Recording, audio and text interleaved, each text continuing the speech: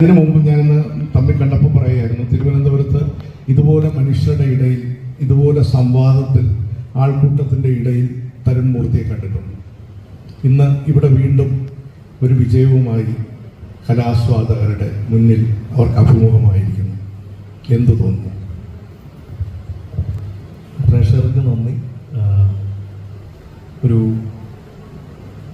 ഞാൻ എന്നെ തന്നെ കാണുന്നത്, ഞാൻ അങ്ങനെ ഒരു സിനിമയുടെ ബാക്ക്ഗ്രൗണ്ടുകളൊന്നും അറിയാത്ത, അല്ലെങ്കിൽ സിനിമയുടെ ഫോർമുലകളൊന്നും അറിയാത്ത, എൻ്റേതായ രീതിയിൽ ഒരു സിനിമയ്ക്ക് ഒരു സിലബസ് ഉണ്ടാക്കി, ഒരു വർക്കിംഗ് കൾച്ചർ ഉണ്ടാക്കി തുടങ്ങിയൊരു യാത്രയാണ്.